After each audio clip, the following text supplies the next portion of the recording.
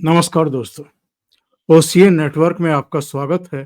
मैं हूं ओमकार चौधरी।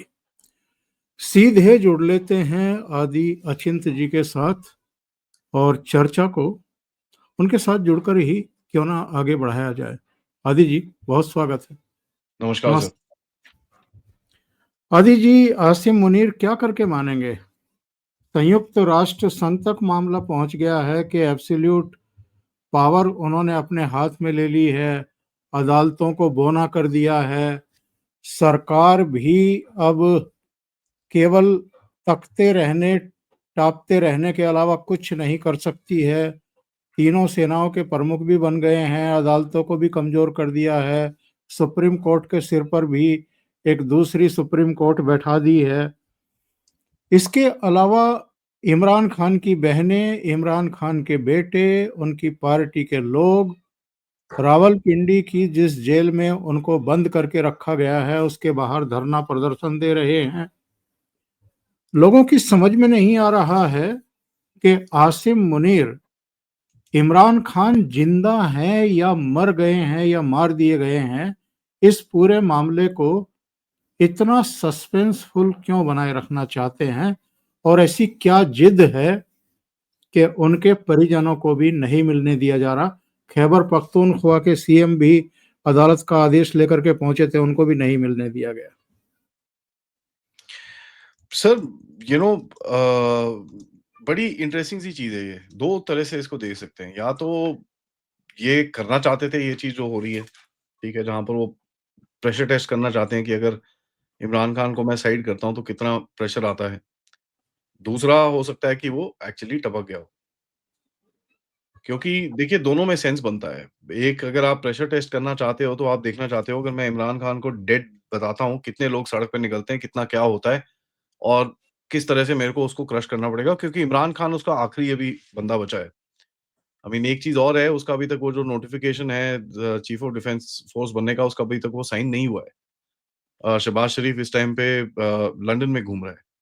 अ, क्या वो खड़े होने की कोशिश कर रहा है, क्या नहीं वो एक अलग डिस्कशन है, उसकी पे भी बात कर सकते हैं बट ये एक तो प्रेशर टेस्ट जैसे मैं बोल रहा हूँ हो सकता है कि भैया टेस्ट करो देखो, ठीक है? अभी ये रूमर कहाँ से आया अफ़गानिस्तान टाइम्स से, ठीक है? तो अफ़गानिस्तान टाइम्स को कितना अभी हम ट्रस्ट करें, क्या ना करें? उसके बाद पाकिस्तानी स्टेट ने तो बोल दिया भैया ये सब बकवास है, कुछ नहीं है। अगर बकवास है तो उसकी बहन को मिलके खत्म करने दो, ठीक है? तो अगर ये प्रेशर टेस्ट है उसके अंदर 2-3 चीज़ कर सकता है सर वो। सबसे पहला उसका जो ये 27वां अमेंडमेंट है और जो अ, उसकी जो रैटिफ़िकेशन होनी है, इसकी एक्सटेंशन होनी है और इसको सीडीएफ बनना है। अ, उसमें ये जो इमरान खान की आवाज़ है उसको पूरी तरह से दबा के रखता है, ठीक है? बिल्कुल भी उसकी आवाज़ नहीं बाहर आती क्योंकि ये जो 27वां अमेंडमेंट था, उसको इसने आसिम लॉ की तरह से एक टर्म किया था पिछली बारी एंड उसके बाद वो किसी से मिला नहीं है। तो या तो वो स इमरान खान को दबा के रखने की कोशिश कर रहा है कि भैया ये पूरा चेंज हो जाने दो, उसके बाद तेरे को देखता हूँ तेरा तेरा क्या करना है। या उसको कुछ हो गया है क्योंकि सर ऐज भी है उसकी एक तो, ठीक है? ये भी हमको देखना है। It's not that he is a young man, age भी है। और एक चीज़ बड़ी अनएक्सप्लेनेबल है कि अगर वो ठीक-ठाक है तो मिला के खत्म करो, ठीक है? तो बड़ी सारी चीज़ें हैं सर इसके अंदर कुछ डेफिनिटली बोलना बड़ा डिफिकल्ट है, बट एक चीज़ तो बड़ी क्लियर है कि ये पावर कंसोलिडेशन वहाँ पे कर रहा है। और पाकिस्तान में लोगों को ट्रक की बत्ती के पीछे ब लगा के बैठा हुआ है सर वो। कभी अफ़गानिस्तान की लड़ाई, कभी भारत से लड़ाई, कभी इससे लड़ाई, कभी उससे लड़ाई। These are clear diversion tactics. ये बोलने पर मैं फिर भी ये नहीं बोलूँगा कि ये वो ये कर रहा है क्योंकि कुछ भी हो सकता है सर। इस ये ऐसा टेढ़ा देश है, इसके अंदर से कुछ बोलना डेफ़िनिटली बोलना बड़ा डिफ़िकल्ट है स्पेशली इन सिचुएशंस के अंदर। कुछ कोर कमांडर हैं जो इस पूरे जो चेंज हो रहा है 27वें अमेंडमेंट के अंदर, वहाँ पर वो उन उससे खुश नहीं है। नेमली कराची, भावलपुर आपके क्वेटा इनके 3 कोर कमांडर हैं जो इसके साथ नहीं है। वो मतलब बोलेंगे कुछ नहीं, पब्लिकली कुछ नहीं आएगा बट ये चीज़ पता चल रहा है कि वो 2-3 कोर कमांडर इनके इसकी ये जो हरकतें हैं उससे एकदम खुश नहीं है वो। तो कहने का मतलब मेरा ये है सर डेफ़िनिटली बोलना बड़ा डिफ़िकल्ट है बट अगर वो मर गया है, तो अभी अभी तो न्यूज़ निकलनी शुरू हुई है पाकिस्तान में। क्या होता है अगले 2-3 दिन में आपको पता चलेगा कि अगर बढ़िया लोग सड़क पे आते हैं और कुछ हंगामा होता है, कुछ ये सब चीज़ें होती हैं, तो आपको दिखेगा कि भई हाँ जी, कुछ है। अगर उसने सबको अभी दबोचा हुआ है और वहाँ पर कुछ नहीं निकल रहा और ये पूरा एक हवा के झोंके की तरह आके निकल गया, तो फिर ये आसिम मुनीर को एक बड़ी विक्ट्री मिलेगी, इस पूरे गेम के अंदर। तो मेरा ये मानना है सर 2 तरह से देख सकते हो आप, या तो इसको कुछ हो गया है क्योंकि पूरी पूरी media including ours is going nuts. उसकी बहन को बुला के बात कर ली आपने, ये कर लिया, वो कर लिया, वो सब कुछ कर लिया आपने, ठीक है, फैंटास्टिक। बट ये भी हो सकता है कि वो ये पूरे चेंज के दौरा जो उसका चल रहा है, जहाँ पर वो इमरान खान को चुप रखना चाहता है क्योंकि इमरान खान की एक ही आवाज़ है, पूरे देश के अंदर जो उसके अगेंस्ट में उठती है। अब यहाँ पर 2-3 लोगों को आपको देखना है, वो जो चीफ मिनिस्टर है सर, उसको तो मिलने नहीं दिया और ये सब चीज़ें हुई। बट सबसे बड़ा बंदा जिसको देखना है आपको, वो है मौलाना फजलुर रहमान। उसने इसके ऊपर अभी कुछ भी नहीं बोला है। उसने अफ़गानिस्तान के ऊपर बोला है और उसने बॉर्डर रीजन्स के बारे में बोला है और उसने जो अटैक्स हो रहे हैं उसके ऊपर बोला है। उसने इसके ऊपर अभी तक कुछ नहीं बोला है और ना तक कि सिविल सोसाइटी में जो बड़े-बड़े नाम हैं, उनमें से किसी ने कुछ बोला है। तो ये एक बड़ी इंटरेस्टिंग सी गेम है कि जहाँ पर सबको बेसिकली चुप करा के रखा हुआ है इसने। सो दैट मीन्स कहीं न कहीं कुछ कुछ चीज़ों को वो कंट्रोल कर रहा है। कितना वो ये कंट्रोल कर पाता है, ये बड़ा डिफ़िकल्ट है। लेकिन सर ये सब भी दोनों सिनेरियो को मिला के भी एक चीज़ बड़ी क्लियर बाहर निकलती है कि आसिम मुनीर की हालत काफ़ी पतली है। अब ये क्यों बोल रहा हूँ मैं? एक तरफ बोल रहा हूँ कि भैया वो 27th अमेंडमेंट से राजा-वाजा बन जाएगा, लेकिन सर देखिए राजा बनने के बाद भी लोग एक चीज़ भूल जाते हैं सर, राजा बनने में जो अच्छी चीज़ होती है वो राजा के नाम पे भी आती है और जो बुरी चीज़ होती है वो भी राजा के नाम पे आती है। ठीक है? वो हमारे ऑपोज़िशन पार्टी के लीडर की वजह स की तरह नहीं है ना। अगर इलेक्शन जीत गए तो गांधी परिवार ने जिताया है और अगर हार गए तो जैसे आज वो जो मीटिंग में बिहार में बोला गया भैया सबकी रिस्पॉन्सिबिलिटी है ये। तो वो हमारे गांधी परिवार की तरह तो चलेगा नहीं वो। यहाँ पर जो इसकी हालत एक और तरह से पतली है क्योंकि ये जैसे इंटरनेशनल जगहों पे आवाज़ें उठ रही हैं, ये सब उठ रहा है। देखिए सर जब तक अमेरिका कुछ डायरेक्टली कुछ बोलता नहीं है तब तक कुछ कोई फ़र्क नहीं पड़ता। क्योंकि वो एक पावर मैटर करती है एंड यहाँ पर पाकिस्तान अमेरिका के साथ गेम खेल रहा है और उसने वहाँ पर उनको भी बिज़ी कर रखा है। ये जो अ, बंदे ने 2 बंदों को मारा है वहाँ पर वाशिंगटन के अंदर। ये एक कंप्लीट डाइवर्जनरी टैक्टिक है जहाँ पर पूरा अमेरिका की मीडिया आज उसके ऊपर फ़ोकस्ड है, अफ़गानिस्तान के ऊपर फ़ोकस्ड है, अफ़गानिस्तान के कनेक्शंस के ऊपर, सीआईए के कनेक्शंस के ऊपर, कुछ और इधर-उधर के कनेक्शंस के ऊपर। कल आज वो जो उनका कश पटेल एफबीआई वाला है, उन्होंने बोला कि इसके कोई कॉन्टैक्ट्स थे with a partner country also. अब कितना इन लोगों को पता है ये चीज़ें, कितनी सच्चाई इनको पता है क्योंकि सच्चाई तो बड़ी सिंपल है सर, ये बंदा एक एंटी तालिबान बंदा है। अगर ये एंटी तालिबान बंदा है तो फिर ऑब्वियसली ये पाकिस्तानियों के क्लोज़ हो सकता है, उसमें वो नहीं है। और अगर एंटी तालिबान बंदा है इसके आईएसआईएस या किसी ऐसी ऑर्गनाइज़ेशन के साथ क्या क्या कॉन्टैक्ट्स हैं? तो काफ़ी सवाल उठते हैं सर ये जो चीज़ हुई है वहाँ पर और उसके बाद में जो एक और चीज़ हुई है, जो एक ड्रोन हमला किया गया ताजिकिस्तान में जहाँ पर 3 चाइनीज़ ठुके हैं। यहाँ पर पाकिस्तान ने जिस तरह से रिएक्शन दिया ये भी बड़ा अजीब-सा है क्योंकि सबसे पहले आके नहीं जी वी आर सो सॉरी ऐसा चीज़ हुई, ऐसे नहीं होना चाहिए बिल्कुल भी, ये अफ़गानिस्तान बहुत बदतमीज़ इंसान है, ये बड़े पागल हैं तालिबान वाले, ये टेररिस्ट करते हैं, ये करते हैं। ये बड़ी क्यूरियस सी चीज़ थी सर, ये इतनी सारी चीज़ें एक साथ और आप अमेरिका को भी एंटी अफ़गानिस्तान नारा सुना रहे हो और चाइना को भी एंटी अफ़गानिस्तान नारा सुना रहे हो। तो ये थोड़ी क्यूरियस ही है, ऐसी चीज़ें होती नहीं है नॉर्मली। आपको भी पता है बैक टू बैक ऐसी चीज़ें होती नहीं है।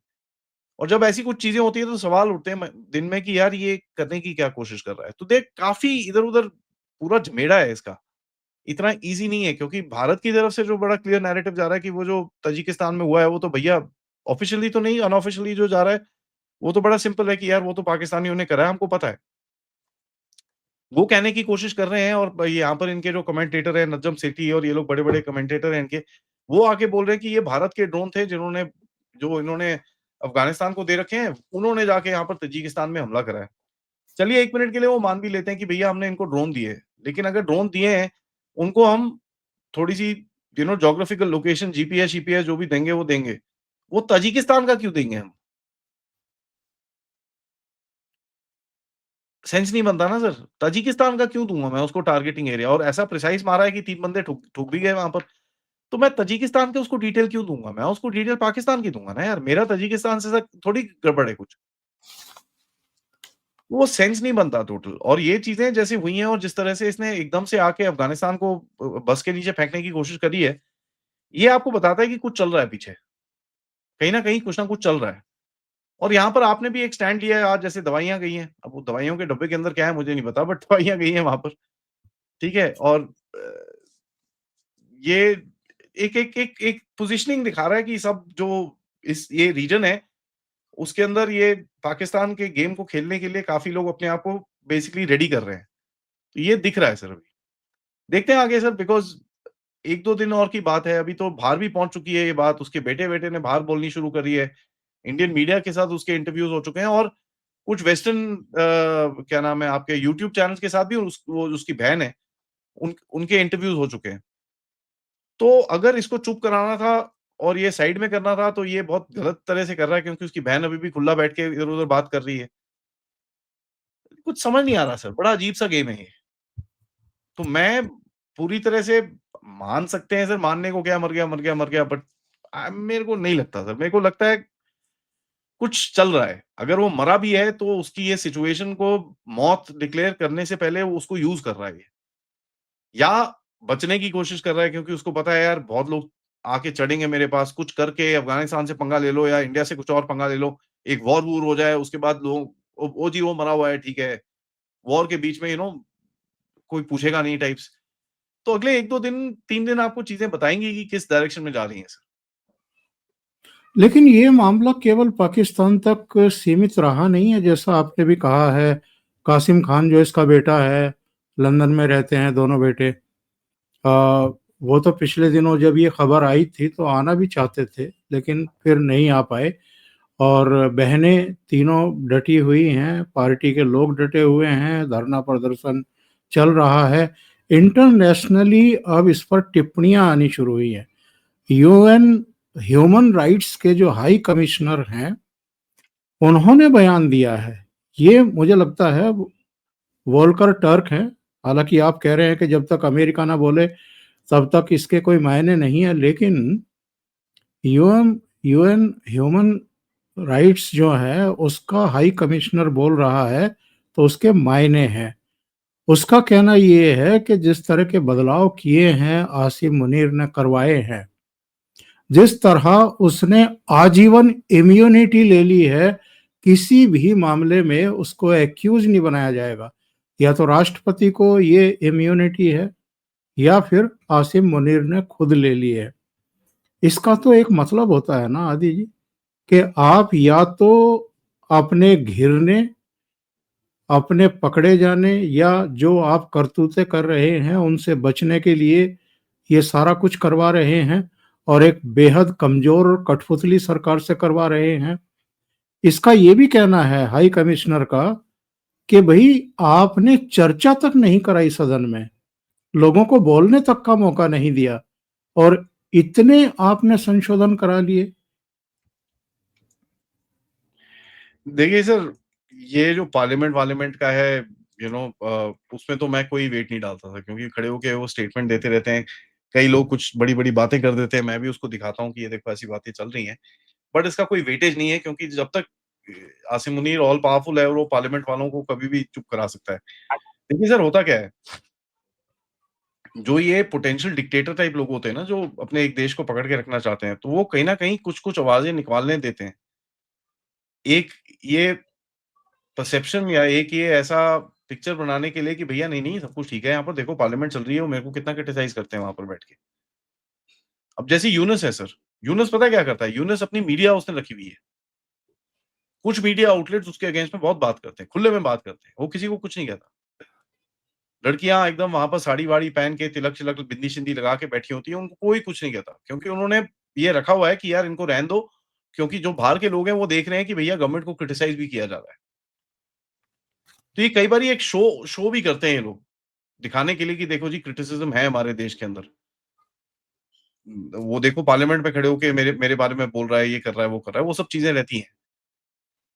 सर ये जो यूएन है, यूएन देखिए यूएन एक बड़ी इंटरेस्टिंग ऑर्गनाइज़ेशन है, जो पाकिस्तान वॉल्टर टर्क अगर आप देखें, उसने कितने मोटिवेटेड स्टेटमेंट्स दिए हैं हमारे अगेंस्ट भी, ठीक है? वही बंदा है ये। तो ये इनके स्टेटमेंट का भाव तभी आएगा जब सर कोई जो जो आपके फाइव आईज हैं या P5 कंट्रीज हैं उनमें से कोई कुछ बोलेगा। रशिया बोलने से रहा, चाइना नहीं बोलेगा।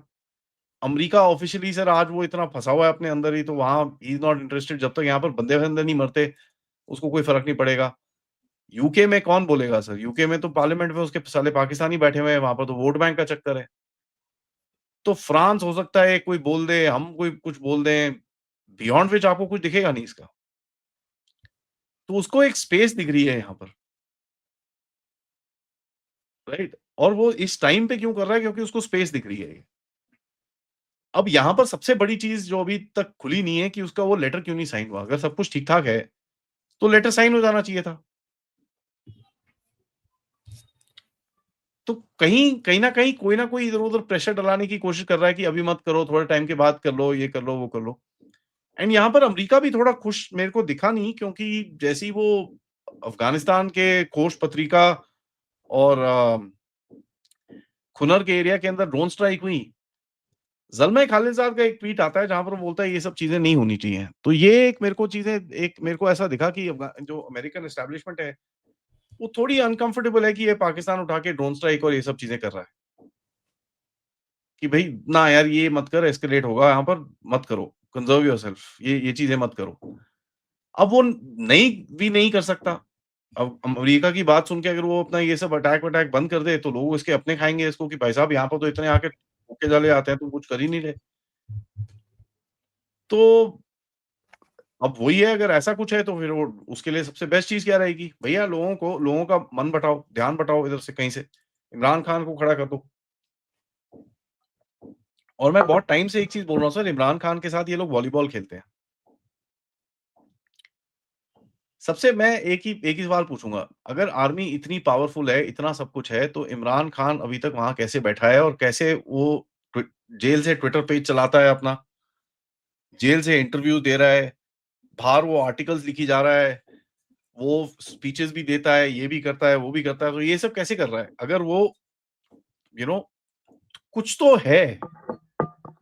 अब ये पता नहीं क्या इमरान खान को भी यूज़ करके कुछ ना कुछ किया जा रहा है, कुछ नहीं किया जा रहा। बड़ी-बड़ी चीज़ें हो सकती हैं सर, ये पाकिस्तान बड़ा अजीब-सा देश है।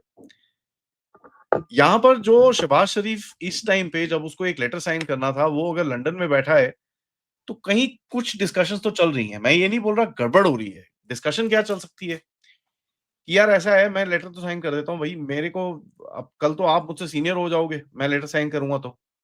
तो आप मेरी क्या प्रोटेक्शन करोगे? मेरे को जेल-जूल नहीं जाना, मेरे जो धंधे चलने हैं वो चलने दो, मेरी जो भतीजी है वो क्या नाम है उसका मरियम, उसको रहने दो। ये सब चीज़ें वो अभी शरीफ फैमिली माँग रही होगी उससे। ये पीछे से नेगोशिएशन चल रही होगी। तभी नवाज़ शरीफ जो एक्चुअल नेगोशिएशन करता है आर्मी के साथ, शहबाज शरीफ नहीं करता, नवाज़ शरीफ करता है। तो ये उसके पास गया है। तो यहाँ पर मुझे ये दिखता है कि अपनी प्रोटेक्शन करने के लिए ये लोग ये थोड़ी चीज़ें कर रहे हैं कि भैया ठीक है, हम आपके लिए साइन कर देंगे, बट हमको क्या मिलेगा इसमें से? वो भी हो सकता है। तो ये एक बड़ी इंटरेस्टिंग सी गेम है। अब वहाँ पर देखिए पाकिस्तान की लॉबी काफ़ी बड़ी है। अब ये लोग बैठ के उधर से कुछ प्रेशर डलवा रहे हैं, क्या कर रहे हैं, कौन करवा रहा है एक्चुअली ये चीज़ बड़ी कहनी बड़ी डिफिकल्ट है।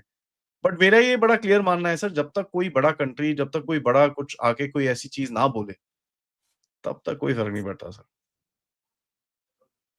अभी आपने कहा कि शायद अमेरिका भी खुश नहीं है कुछ हरकतों से, जी, पर जो कुछ हरकतें की जा रही हैं या जो पावर एब्सोल्यूट पावर अपने हाथ में आसिम मुनीर इस समय लेकर के बैठ गए हैं, ये तो इसीलिए लेकर के बैठे हैं ना कि यहाँ के हुक्मरानों को भी अब ये मैसेज चला गया कि भई फेवरेट जनरल है ये डोनाल्ड ट्रंप का। और ट्रंप ने इसको व्हाइट हाउस बुलाया है, इसको सम्मान दिया है। इवन वहाँ भी इन्होंने खड़े होकर के कह दिया, इजिप्ट में भी, जब ये पीस समिट थी इसकी इज़राइल वाली, वहाँ भी उन्होंने कहा कि आसिम मुनीर मेरा फेवरेट जनरल है। तो ये जो जितनी पावर ये अपने हाथ में ले रहा है, कहीं न कहीं एक ये अ, मैसेज दे कर के ले रहा है, प्रेशराइज़ करके ले रहा है गवर्नमेंट को कि ये डोनाल्ड ट्रंप का करीबी है। हाँ, वो भी है सर। देखिए उसके अमेरिका के हिसाब में देखिए सर, अमेरिका को कोई फ़र्क नहीं पड़ता, ठीक है? अमेरिका उसके इमरान खान को ट्रंप ने यूज़ करा था आसिम मुनीर को प्रेशर डालने के लिए। बट अमेरिका के पास बहुत सारे प्रेशर पॉइंट्स हैं, उसमें कोई प्रॉब्लम ही नहीं है। नो, अगर वो प्रेशर पॉइंट्स हैं उसके पास, तो आपको एक चीज़ दिखेगा कि भैया ये जो आपके जो प्रेशर पॉइंट हैं, वो अगर एक खोता भी है, तो दूसरा उसके पास है, अफ़गानिस्तान से प्रेशर डलवा लेगा। उसके अंदर अमेरिका के अंदर ही ब बड़े सारे टट्टू होंगे। भई तू वही कुछ करा डोंट वरी मैं कुछ नहीं होने दूँगा तेरे को, तू कर। तो ये भी चीज़ें चलती हैं। अमेरिका के हमेशा एक फ़ेवर में चीज़ रही है कि पाकिस्तान में एक स्ट्रॉन्ग बंदा हो सर, जो ऑल डिसिजंस ले सके। ओए इधर आ 5000 बंदे ज़रा सऊदी अरेबिया भेज जल्दी से। Yes sir. ओए इधर आ मैं ज़रा ये मेरे को एयरबेस चाहिए। तो अमेरिका को ये चाहिए होगा और क्या होता है ना जब सिविलियन पावर होती है ना सर, तो फिर सिविलियन पावर होती है उसको वोट जीतने होते हैं। तो वो ये सब चीज़ें नहीं करते। तो आप देखेंगे मुशर्रफ के टाइम पे भी मुशर्रफ ने जो चीज़ें करी थी, ठीक है? मुशर्रफ को 2 साल लोगों ने बोलना पड़ा कि भैया तू यूनिफ़ॉर्म पहन के प्रेज़िडेंट नहीं बन सकता, अच्छा नहीं लगता। 2 साल लग गए थे सर, जहाँ उसने 2007 में अपनी वर्दी उतारी थी फिर फाइनली। तो अमेरिका के फ़ेवर में रहता है जब कोई एक स्ट्रॉन्ग बंदा वहाँ पर हो जो ऑल पावरफुल हो और वो एक झटके में डिसीज़न ले सके, उसको कोई फ़र्क नहीं पड़ता वो डेमोक्रेसी और ये वो ये सब बकवास है। अब अर्दोग़ान को देख लीजिए सर, वहाँ पर मुस्लिम ब्रदरहुड का हेड है, जिसको अमेरिका ने बैन कर रखा है। लेकिन अर्दोग़ान से तो पूरी डीलिंग चलती है इनकी। सीरिया में देख लीजिए सर, तुमने आईसिस के वाले बंदे को प्रेज़िडेंट बना रखा है, उसको सूट-साट पहना के, उसके हाथ-वूथ धुला के वहाँ पर तुम उसके साथ परफ्यूमबाज़ी कर रहे हो अपने व्हाइट हाउस के अंदर बैठ के। उससे पूछ रहे हो भाई कितनी बीवियाँ हैं तेरी? तो ये इनके लिए बेटर रहता है कि एक सिंगल बंदा हो, जो डंडा मार के हमारा काम करा दे। तो मैं तो ये नहीं मानता कि अमेरिका कुछ बोलेगा सर, बिकॉज़ अमेरिका के तो फ़ेवर में रहेगा ये, कि हाँ यार तू बैठ जा ठीक है, क्या फ़र्क पड़ता है मुझे। मेरा काम करना है तेरे को बस, मुझे नहीं फ़र्क पड़ता कौन है। और इस टाइम पे डोनाल्ड ट्रम्प की फैमिली को इन्होंने कितना खिला-पिला के सेट किया है, तो ऑब्वियसली सर, जो बैक एंड पे बिज़नेस चल रहा है अमेरिका का पाकिस्तान के साथ, वो तो फिर बढ़िया है ना। तो उस तरफ से मेरे को कुछ ऐसा अड़चन दिखती नहीं है सर, अड़चन होगी अगर होगी तो उसकी सड़क पे होगी। ये अमेरिका की तरफ से अड़चन बहुत मुश्किल है। क्योंकि देखिए अमेरिका को इसकी ज़रूरत है अभी सर। अफ़गानिस्तान के लिए ज़रूरत है, ईरान के लिए ज़रूरत है, चाइना को धकेलने के लिए ज़रूरत है क्योंकि अमेरिका को ये भी पता है साला हमने इसको छोड़ा चाइना फिर घुस जाएगा यहाँ पर। इतना मुश्किल से जो चाइना को पीछे मारा है हमने, वो फिर आ जाएगा यहाँ पर क्योंकि ये अकेले तो रह नहीं सकते। तो किसी न किसी के पास भागेंगे और जैसे ही भागेंगे वो चाइना के पास भागेंगे, चाइना के पास भागेंगे तो फिर और वैसे भी चाइना ने छोड़ा नहीं है आपको। आपको ये जान के हैरानी होगी कि आज 2 बड़े-बड़े जहाज लैंड करे हैं वहाँ पर, वाई-20s। इनके बड़े ट्रांसपोर्ट एयरक्राफ्ट हैं चाइना के जो पाकिस्तान में नूर खान में लैंड करें आज। तो उनको भी पता है कि भैया यहाँ पर कुछ ना कुछ होने वाला है। तो वो थोड़ा बहुत तो देंगे इसको, ऐसी बात तो नहीं है कि पूरी तरह से काट रखा है उसको। थोड़ा बहुत तो देंगे। वो कितना है, कितना क्या है, ड्रोन आए हैं, क्या आए हैं, कुछ ना कुछ तो आया होगा सर वहाँ से। 2 प्लेन भर के ड्रोन मतलब 400-600 ड्रोन आए होंगे। 1000, 2000, 3000 ड्रोन आए होंगे। Something has come from China.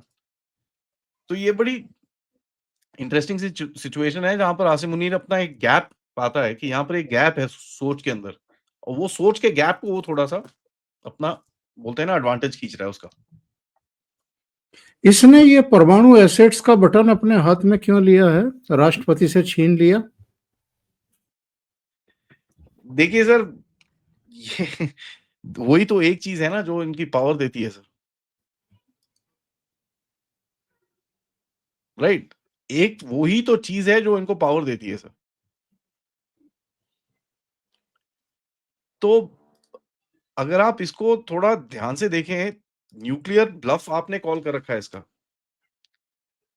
इसके दिमाग में ये होगा अच्छा भई मेरा न्यूक्लियर ब्लफ क्या है? मेरा न्यूक्लियर पॉलिसी है कि जब भारत यहाँ घुसेगा तो मैं मारूँगा उसके ऊपर। आपने बोला कि भैया हमको डर नहीं लगता, हम जो करना है हम करेंगे। उसके बाद आपके राजनाथ सिंह जी आके कहते हैं भैया सिंध। अब देख लीजिए सर तो उसको तैयार करनी पड़ेंगे कि यार ये साले घुसेंगे तो मारना पड़ेगा इनको। अब उसके लिए 25 जगह पे जाना उसके लिए नहीं होगा वो, क्योंकि अगर उसके अंडर में लैंड गया, तो ये तो गया, ये तो खत्म है उसके बाद। आपको पता ही है क्या होगा इसके साथ। तो कहीं न कहीं वो धमकी ये वो मैं चला रहा हूँ, मैं चला रहा हूँ, मैं चला रहा हूँ, मैं चला रहा हूँ, मैं अमेरिका को ट्रम्प साहब देखो वो ये घुस गए हैं, मैं चला दूँगा, मैं बस अभी चला दूँगा, आप हटा लो इनको। एक सिंगुलर कंट्रोल होता है ना, तो फिर ईज़ी होता है थोड़ा-सा ये काम करना। पिछली बार भी क्या हुआ था जब इन्होंने न्यूक्लियर अपने एसेट्स मूव करने शुरू करे थे, 2000 कारगिल के टाइम पे, इन्होंने थोड़ी मूवमेंट करी थी, तो अमेरिका ने बोला बेवकूफ़ों मत करो तुम इधर आओ, इधर पे।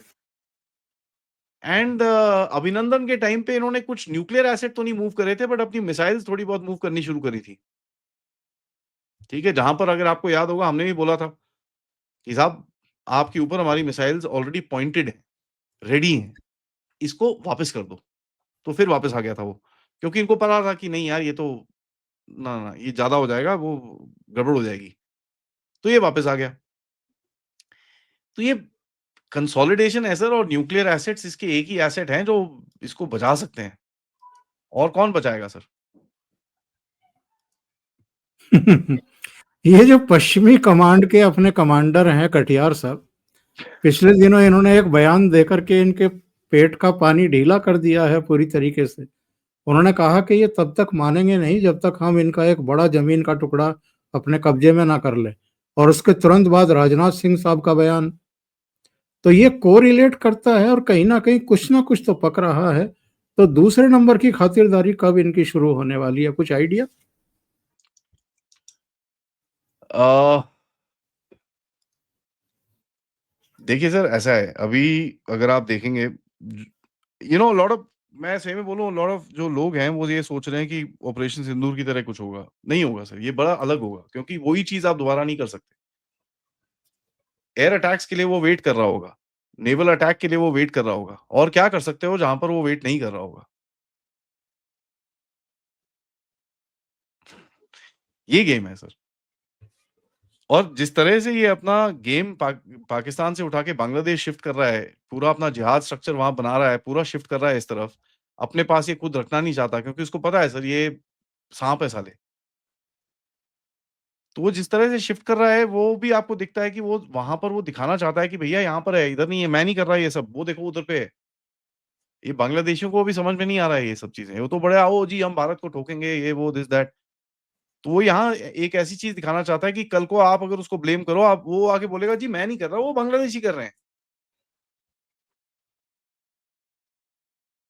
तीसरा मोस्ट इम्पोर्टेंट थिंग सर, इसके अंदर आपको एक चीज़ और समझनी है। जो भी एक्शन होगा सर,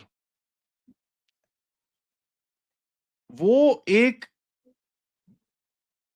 टाइम, पोज़ीशन और पूरी चीज़ें देख के होगा, जहाँ पर आप एक एडवांटेज में होंगे। और मेरे हिसाब से सर इस टाइम पे अभी तो खैर पुतिन साहब आ रहे हैं और ये सब हो रहा है, तो पता नहीं अभी मोदी जी रिस्क ले लें तो ले लें, मुझे नहीं पता बट अभी तो खैर आज कितनी 29 तारीख तो हो ही गई है सर। अगले 3 दिन के बाद वो आ रहे हैं। तो अगर आज रात को कुछ होता है तो फिर भई वो वही 3-4 दिन का विंडो है, जैसे पिछली बारी ऑपरेशन सिंदूर में 3-4 दिन में खत्म हो गया था, तो पुतिन उसके बाद आते हैं तो ठीक है। नहीं तो फिर पुतिन साहब के आने के बाद ही मेरे को होता दिखता है सर। आदि जी, बहुत बहुत धन्यवाद जुड़ने के लिए, बहुत महत्वपूर्ण मुद्दों पर चर्चा करने के लिए। Thank you sir. और दर्शकों से निवेदन है कि यदि आपको ये चर्चा अच्छी लगी है तो लाइक करना ना भूलें। इस वीडियो को फॉरवर्ड करें, शेयर करें ग्रुप्स में अपने मित्रों के साथ। अभी तक ये चैनल आपने सब्सक्राइब नहीं किया है तो सब्सक्राइब ज़रूर कर लें। साथ में लगे बेल आइकॉन को दबा दें। बेल आइकॉन में भी ऑल वाला बटन दबाएं। बहुत सारे मित्रों की ये शिकायत रहती है कि नोटिफिकेशन नहीं मिलते। ऑल वाला दबाएंगे तो गुंजाइश बढ़ जाती है नोटिफिकेशन मिलने की। आदि अचिंत जी का चैनल भी आप सब्सक्राइब करें और उनको सहयोग करें। बहुत बहुत धन्यवाद। Thank you so thank much. नमस्कार नमस्कार। सर।